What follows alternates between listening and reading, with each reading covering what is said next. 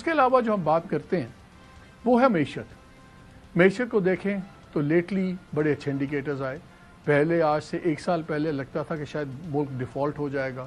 شکر ہے وہ نہیں ہوا. ہم دیکھ رہے ہیں انفلیشن بڑی نیچے آئی ہے, مہنگائی بہت نیچے. شرح انفلیشن کا ریٹ آف انفلیشن تو اپنی جگہ ہے, بٹ اینی وے اس میں بہت ویزیبل ایک ڈفرنس آ گیا. ہم نے ڈالر دیکھ رہے ہیں تقریباً سال سے بڑا اسٹیڈی ہے. ہم جو انٹرسٹ مارکیٹ ریٹس ہیں, بینکنگ انٹرسٹ ریٹس ہیں, وہ اسٹیڈلی نیچے آ رہے ہیں. وہ 22 سے 12% پہ آ گئے ہیں. بڑی پازیٹیو چیزیں ہیں. کافی حد تک ایک میگا ٹرینڈز اچھے ہیں. لیکن گراؤنڈ ریالٹیز کیا ہیں, عام آدمی کی ریالٹی کیا ہے؟ میں حفیظ پاشا صاحب کے ڈفرینٹ آرٹیکلس پڑھ رہا تھا, اور میں 2-3 فگرز, اور یہ انہوں نے امپیریکلی پروو کر کے بات کی ہے, ہوا میں سے بات نہیں کی. جو ان امپلائمنٹ ہے وہ ان کے مطابق قریباً 9.6% بن جاتی ہے. اور اگر آپ یوتھ کے ٹارگٹ دیکھیں تو 15% اس کی ان امپلائمنٹ ہے. ہر سال 22 لاکھ لیبر فورس میں ایڈ ہوتا ہے, اور اگر آپ 1% بھی جی ڈی پی گروتھ کریں تو تقریباً 4,60,000 کے قریب نوکریاں کریٹ ہوتی ہیں. تو اگر آپ نے صرف نئے آنے والوں کو ابزارب کرنا ہے تو آپ کو 4.5-5% کی گروتھ چاہیے. ہماری گروتھ ہے اس وقت 2.5 سے بھی نیچے, ویسے تو اس سے بھی نیچے, لیکن ہماری آبادی بھی 2.6 کے حساب سے بڑھ رہی ہے. So actually we are standing still, اور یہ چیز پائل اپ ہو رہی ہے. جو اصل تنخواہیں ہیں, ریئل ویجز, ان کو وہ کہتے ہیں کہ they are down by 20% in last 3 years. کہ پچھلے سال میں اگر 3 سالوں کے اندر اگر آپ 100 روپے کما رہے تھے اور آج بھی 100 روپے کما رہے ہیں تو آپ کی قوت خرید ایکچولی 80 روپے ہے.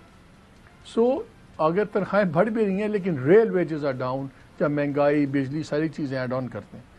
پھر اسٹیٹ بینک کی آپ چیزیں دیکھیں, جو لیبر اینڈ لیبر پروڈکٹیوٹی ہے پچھلی 2 دہائیوں میں کانسٹنٹلی ڈکلائن میں ہے. ہم بات کرتے ہیں کہ جی ہم نے کمپیٹ کرنا ہے, ہم آئی ٹی ایکسپورٹس کریں گے, لیبر یہ کریں گے, وہ ہماری کوالٹی کانسٹنٹلی نیچے جا رہی ہے. سیونگ ریٹ, بچت, ساؤتھ ایشیا کے اس علاقے میں ہماری باقی ممالک کے مطابق آدھی ہے, ہاف آف واٹ اس پہ ہے, اور یہی حال انویسٹمنٹس کا بھی ہے.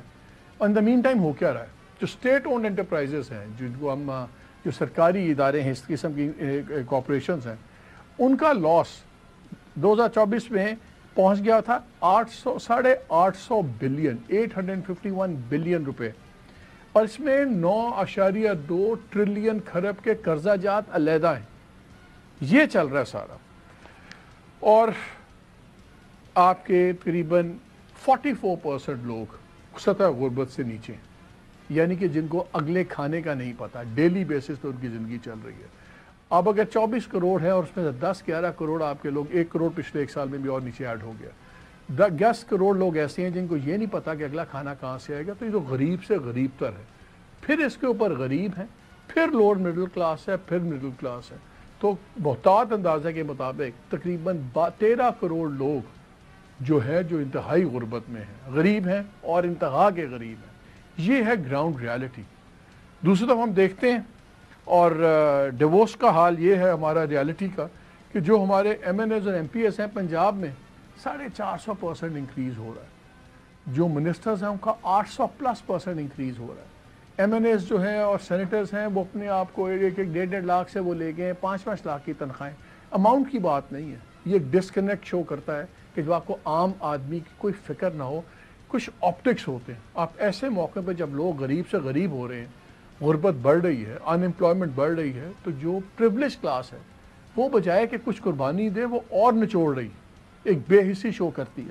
اسی پہ آج ہم بات کریں گے کہ پاکستان کی ریئل اکنامک سچویشن ہے کیا.